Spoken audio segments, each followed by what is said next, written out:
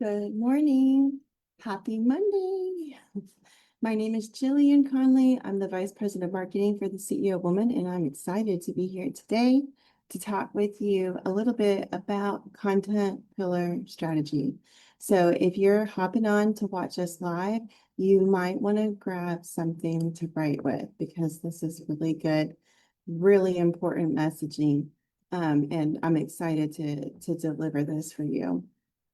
Um, First of all, happy Monday. I hope everybody had a great weekend. I know I was really busy this weekend doing fun things with my kids in between all the showers. And now that we're settled and getting back into routine this morning, my body feels very tired, but grateful for a really fun, productive weekend. And I'm excited to talk about this because one of the things that really can have a huge impact on your marketing is your ability to do it so consistently that it actually works. And it's amazing when I meet new clients and I start reviewing their metrics and analytics in the backs of their pages, and I realize like their content is good and what they're producing is fantastic, but the inconsistency factor is harming their metrics. It's hurting how things are producing on their pages, and they're losing opportunity because they lack really the structure and the framework. So content pillar marketing is something that provides a really important framework for you as a business owner setting up a marketing strategy for your company, because you don't want to talk about everything. You just don't. If you do talk about everything at the same time, it becomes white noise and they hear nothing. So what we want to do is we want to talk about how we can create structure in your marketing through something as powerful as content pillars. So I want you to think of them like the anchors of your brand and the themes that you show up with again and again are going to be these main things. We're looking to kind of outline 3 to 5 for your business because your business might have some things that are seasonal, but for the most part, your content pillar should be evergreen. So if it's seasonal, but you do it every single year in the winter because it's dependent on the weather, then that's can be a content pillar. But if it's just a random pop-up event or something smaller that you've never done before, that's not a content pillar. We're looking for the core structure of what your business does. And thinking about it like this, if you don't have your core content pillars defined, your marketing is going to feel scattered. So if you're at a place in your business where you do feel like your marketing is scattered, this might be a reason why. I know a lot of people will go get these little e-courses and learn to write content for their pages and develop content that will convert. And they get told very common messages. Everything they write is vague. Everything they teach you to write is vague, and the details usually go off of thematic notes like, I don't know, Wednesday wisdom and Tuesday testimonials and small business Saturdays and that kind of thing. And they try to get you to lean into those categories. And there was a season on social where that was definitely relevant. But I would say outside of it being a nice hashtag, it should not be a considered content pillar for your brands because it's too vague. We're looking to get very, very, very clear, because the clearer you are, the higher your success rate and conversion is going to be without you having to do an enormous amount of sales. And so our goal today, or my goal today, is to help you identify 3 to 5 content pillars, show you how to use those content pillars, and then connect them back into your business offers. So if you're watching live, welcome to the party. So the first part that I want to do is I want to talk about what content pillars really are and why they matter.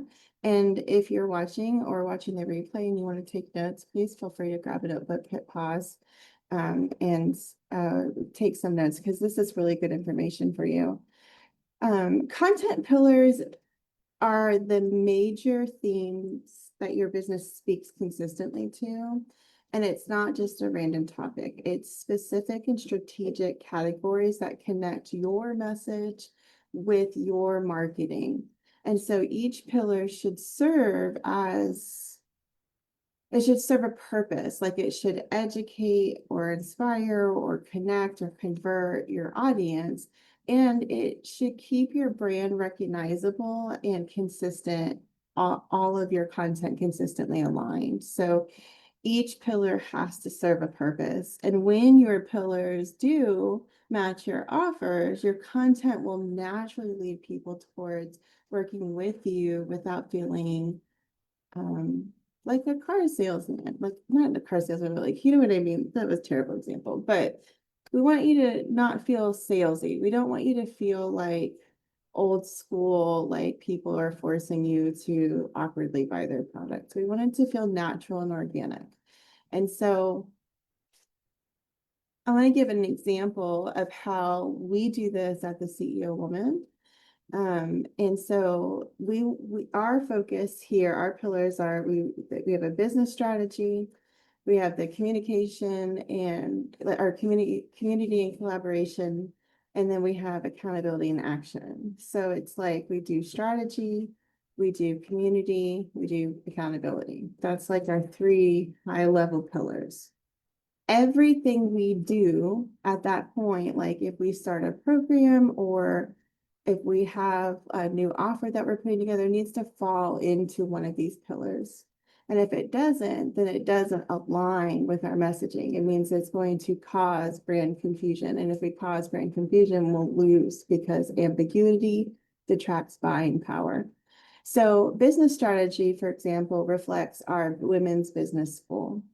And this is a really important program in our business. It is one of the main programs, if not the main program, of the CEO Woman. And we only really talk about it 3 to 4 months out of the year. And there's a reason for that, because this pillar is so important, it cannot become white noise. It can't be the everyday message. It has to be impactful. It has to be strategically placed, and it needs to be done at a specific time in order to capture the audience appropriate that we're trying to capture. Now, post about planning, systems, pricing, scaling, connect directly to what we teach at the business school. So we don't not speak to this pillar all year long, but we more or less hint towards it. So like, here's a 3-part structure we use to help our business school students plan their next quarter, right? It's an example of content we might create that would talk about the business school without selling the business school. Then it provides value back, and it allows whoever is digesting that content to feel a little bit more connected with that potential program. And it's almost like courting your audience into the pillar. The second pillar I mentioned was community and collaboration, and this really reflects our sisterhood. So our group features women supporting women, and we like to talk about things like behind the scenes. So like we'll do our sisterhood event recaps or client spotlights, member spotlights. We also offer, plenty of opportunity like coffee and connections and stuff like that for people to get together and be able to connect at a deeper level. And as an example of community and collaboration, our sisterhood members are building businesses that business collaborations that actually last and convert. So I think in total, since we've started our sisterhood in collaborations, we've seen business pass back and forth over 1 million, or over, I think it's actually over like 15 million. And I might be quoting that number wrong, but I know it's a lot. It's a lot of business being given back and forth because of whoever someone knows, that connection that you build strategically with the sisterhood and the people in the community, and then being able to go, hey, I have a referral for you. Referral business is so powerful, but you can't really have referral business if you don't have connections, if you don't have the ability to collaborate with anyone. So building connections with a safe community of people who believe in you, people who will raise you up, people who will hold you accountable, people who will speak truth to you, and then people who will also help promote you. that's what you need to be looking for to help take your business to that next level. And then the third piece, our third pillar that we use here at the CEO Woman is accountability and action. These things are really important because we have group accountability programs. So it falls under that pillar, and it focuses on goal setting and time blocking and execution. And so we don't need more inspiration so much, we need more implementation. Like, we can inspire you all day long, but at the end of the day, sometimes we just need someone to say, sit down and work.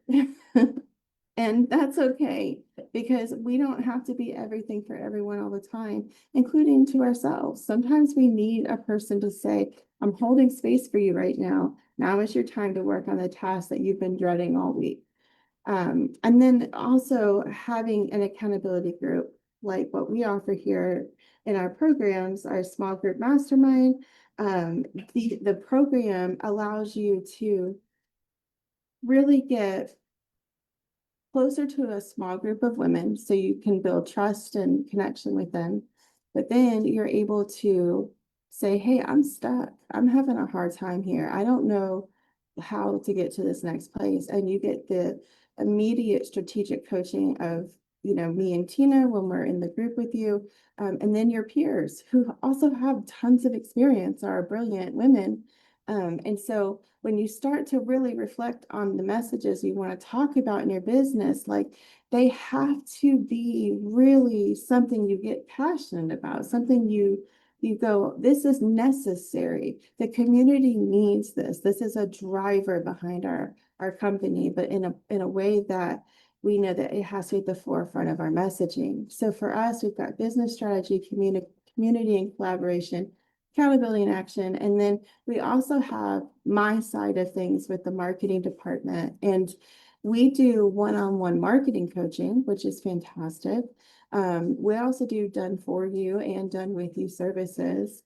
And when we think about this pillar and how we communicate through it, we want to make sure that we cover things that are actually beneficial to our organization. So we do brand messaging, we do social media strategy, we do storytelling, we do audience growth, we do audience identification, we do everything except for your sales. So all the foundation of your marketing, everything that has to be put into play to make you at the top of your industry and to have like an impactful brand, we can do all of that. So this is a major category in our business, therefore it becomes a pillar of the company. And the very last pillar that we have, because we recommend you having 3 to 5. And again, keeping in mind that not every message gets promoted all year long. So 3 to 5, our last one is leadership and mindset. And this reflects our CEO roundtable. It reflects our CEO summit. This is a big, big part of what 2026 is going to look like for our company, is really getting to the place where we can speak vision and boundaries and growth and self-trust and community and mindset holistically. We want to see leaders taking their selves to the next level. We want to see the impact and the ripple effect that comes from having women who support women and have been there and can say, hey, I've got a roadmap for you. And so leadership and mindset is a huge part of what we'll be focusing on in 2026 as well. So our 5 pillars really help cover every program that we have in our business, which means any new program that gets implemented needs to run through the quality control check, which is going to be, does it align with our pillars? And if you can't fit it in one of your pillars, then maybe it's not the right fit for your business. And as an example of a smaller pillar organization that more people might know the details of is the YMCA has 3 pillars or 3 areas of focus. They are for youth development, healthy living, and social responsibility. Every program, service, and offering they do has to go into one of those pillars or it does not get launched. Period. It falls out of brand alignment and it doesn't get implemented. So if they can't find a place for it to go, then it's not a good fit for the organization, because they know at the end of their day, their focus is youth development, healthy living, and social responsibility. All right, so we're going to keep on going. And I want to talk a little bit about how to identify your core pillars specifically for your business. Also, I've got a little guest. I'm sorry. This is Peter Parker. He likes to hang out with me when I am on Zooms. Okay, so let's talk about how to identify your core pillars and why it matters. Because your pillars need to not just reflect what you do, they need to reflect who you serve and what your clients need from you. So there's got to be a correlation there. You also want to make sure that your pillars hit all sides of your business, your expertise, your values, your offers, even what your audience problem is, which pinpoint forward as much as you can because you want to be the solution to their problem. And then if you teach or sell multiple things, um, it'd be a good idea to have a pillar that helps keep them unified under one message. So a lot of times when people ask for messaging clarity, they'll be like, I'm not really sure how to explain what I do. And it's often because they don't know how to formulate their pillars. And so I like to do this exercise with people who come to me for coaching because understanding your 3 to 5 areas of focus allows you to get very clear about what you're doing and how you're going to get there. So highly recommend, if you've never done this, come hang out with me. I'll drop my calendar link in the chat for you sometime soon. Okay, and so if you're going to do like a little chart, I would say draw like 5 columns and label them these specific categories. I'm going to put this underneath here. I have it typed out in my notes. So I put this in the chat for you. So you're going to draw 5 columns and label them with education, inspiration, connection, behind the scenes, and conversion. And if you've ever done a marketing strategy with us, you might have received a sheets, Google Sheets that has these categories listed in them and how we arrange your content. We want to go into all these categories over the course of the month, but we decide the order of them based off of what content we can then create out of those categories, those pillars. So now what I want you to do is I want you to brainstorm in your business what fits under each one of these categories. What falls under education? What conversations fall under inspiration? Is there a place for connection in your brand? Is there a place for behind the scenes? Can you show off how you make something, how you design something? Can you give people an opportunity to feel connected to your brand in a meaningful way that allows them to go, I need this. Here's my wallet, because that's what we're going for. We want them to whip the card out and hook us up. Now, if you're doing the exercise, I would love for you to tell us in the chat if you're open to it, even if you're doing it post video. I would love to hear what you put under education, inspiration, connection, behind the scenes, and conversion. Let me see.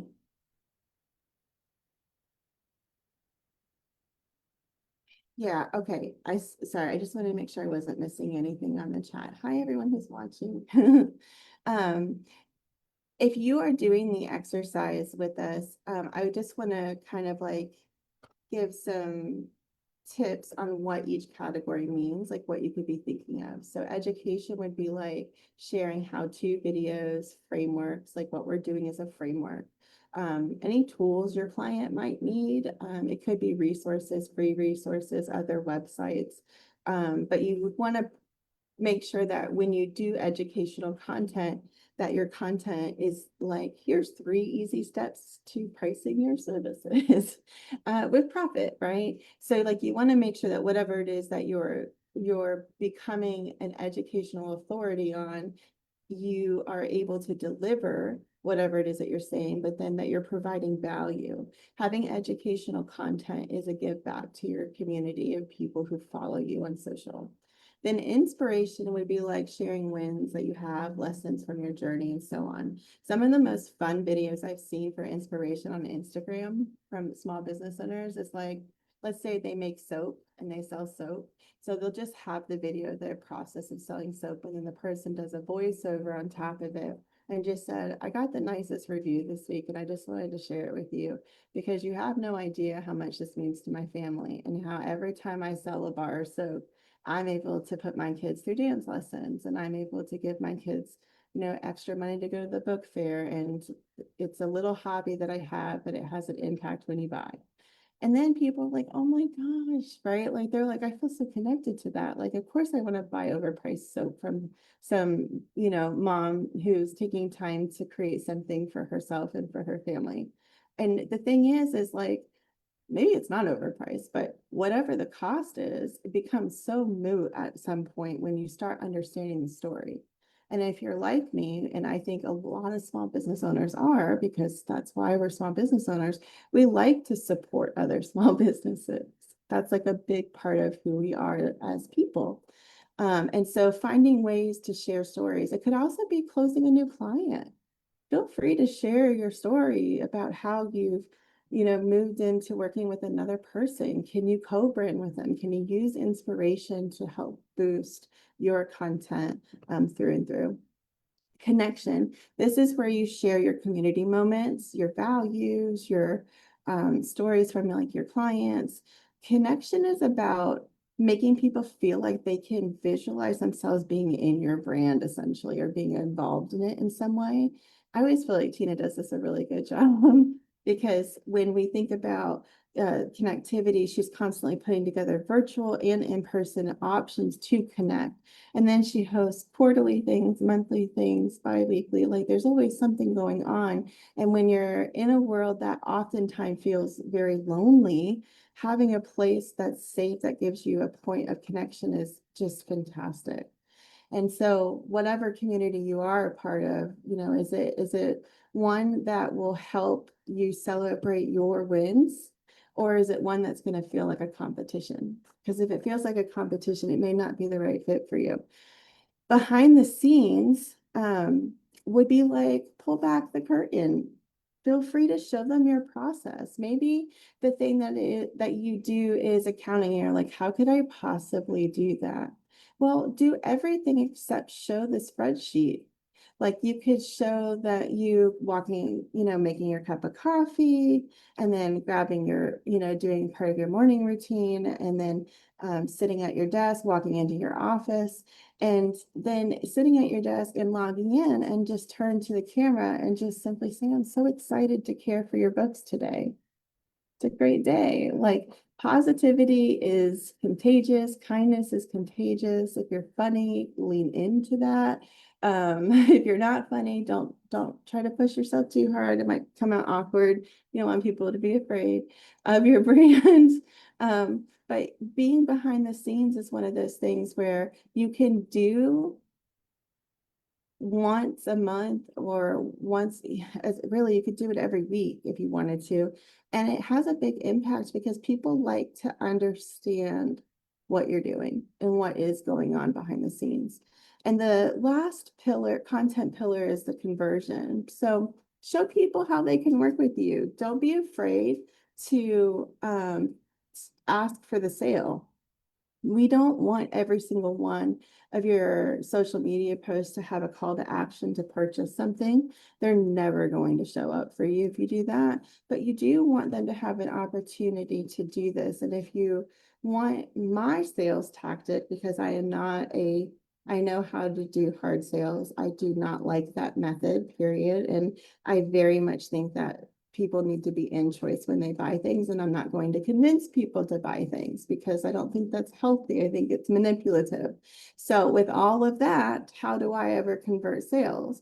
Well, I make sure the person that I'm working with understands that they're being invited to a solution of a problem that they have told me they have. And that is it. It's an invitation to sit at the table with me. It's an invitation to sit at the table with our community and with Tina. And if they don't want that solution, I don't want to have to work with them because I talked them into it. Conversion at a high rate comes when you find the right people for your business. Not every person is your client. And even if someone textbook wise is like completely your ideal customer avatar, but you and that person clash, they're not your client. They're just simply not for you. So understanding where to find your people, if you take on a bunch of people who are not a good fit for your business, you're losing out room and space for the people who would be, for the people who would make you feel appreciated in the work that you're doing, who would be your raving fans, who will sign up for your next Women's CEO Business School equivalent, right? Whatever your high ticket offer is. Now, when it comes to working through your content pillars and identifying your 3 to 5, um, identifying your 3 to 5 core pillars and then mapping them out into your content pillars, you're going to want to make sure that you then use these content pillars across every platform that you're on. So once your pillars are set, you can create content around them everywhere. So that means like social media, newsletters, blogs, speaking topics. And then you can think of each pillar as a category that rotates throughout your month. So instead of guessing, you're repeating your message in new ways. So like, for example, when we take on a client for our social media stuff, like our done for you services, I do an onboarding call where I ask the client an enormous amount of questions. I record it and I use AI to help me identify 36 evergreen messages that that company now has. And it goes based off of the transcript, based off of the website, based off of anything they provide us collateral wise. We identify 36 core messages and then break them into their pillars.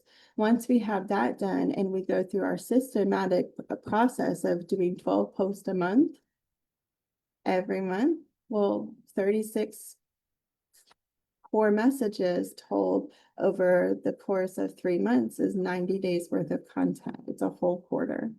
And so when you think about rotating through your content pillars, you might want to have an even amount divided into maybe each topic could be 3 times over one each month, or maybe it's every other week. You go into the content pillar of education, inspiration, and connection. And then on weekends, maybe you do behind the scene and conversion. But it just depends on how your business works. But take your 36 core messages, divide them into these categories. And then when you're planning your content calendar, just say, I want every Sunday to be the day we do behind the scenes. I want every Monday to be the day we do connection. I want every Tuesday and Thursday to be education. Wednesday and Friday are going to be inspiration. And every Saturday, we're going to ask for the sale. Awesome. And then all of those other messages that you just identified for your brand can fit under there and you can rotate through those. You've got your pattern of your content. You've got your multiple options for that. Now, the only thing you got to do is actually write the content. So if you're rotating your pillars, it can look like a lot of different things. And I do not think I have enough time to explain it to you. So I'm going to give you a piece of my notes and I'm going to drop this into the chat if you're watching along with us. And I'm going to get through as much of this as I can. Okay. So let me get rid of the weird spacing that it does. And then you guys can just have my notes for this week to help ensure you're on the same page. And then if you're watching this with us and you want to schedule a call to kind of talk more, maybe I talked a little too fast and you really just want to make sure that you were on the same page. Of course, I would love to have a call with you. So I'm going to put that in the chat. And we have 1 minute, so I'm going to try to show you this rotation. So let's say week 1 is business strategy. You let the whole week be business strategy. So then everything that you post for that week would be a tip from the Women's CEO Business School. If you were a company, maybe you share a client's system win, maybe you share a plan, a 3-step, whatever, a checklist, that kind of thing. But an example would be like, how the business school member created a 90-day plan that finally stopped her from winging it, right? That's story sharing, client system wins. That all wraps into business strategy because it provides tremendous value. Week 2 could be leadership and mindset. So here you would share your personal reflections or like your favorite summit moment, or maybe you go to a sisterhood event and you want to share a selfie. And of course, I'm using our company as an example, but hopefully you're figuring out how this relates to your business. Week 3, you could switch to marketing and visibility. For us, right, these are our pillars. So like sharing a client story for like our done for you services. We've launched a couple of new websites recently. Very happy clients. So we'd want to share that and kind of brag about our work a little bit because that helps build trust and validity into your brand, right? Showing off what you do, if you can show off what you do, is an important part to like make sure people align and have that trust into what you're able to produce. And then maybe week 4 is the community and collaboration. And then there's a sisterhood event. And we talk about that, or we talk about what happened on group accountability call, because maybe there was a great breakthrough moment and they were open to sharing that publicly. So the point is finding a way to get your content pillars to help provide the differentiation between your core services, but keeping it fresh, new, and consistent and tied to offers so that you're not winging it. We want you to strategically be moving through your messaging content pillars as much as you can, because that consistency and compound effect will all work in your favor if you just stick with it. And you don't need to post more. 3 a week is enough on every platform so far. And if it changes, I will let you know, I promise. It works strategically. It's not too many, it's not too little. It allows the algorithm to know that you're showing up and present, but then 3 a week is only 12 a month, and 12 a month is only 36 and a quarter, right? 90 days worth of content. So start by picking your 3 to 5 main themes today, and then test them over the next 30 days. And you should be able to see your marketing coming through and being consistent, and it will become easier to focus on the things that matter in your business. So if you are following along with us, I hope you share some of your thoughts. Thank you so much for hopping on with me. I'll be on this Wednesday morning, and we'll be talking about some business strategies. So thank you so much. You guys are the best. Have a good week.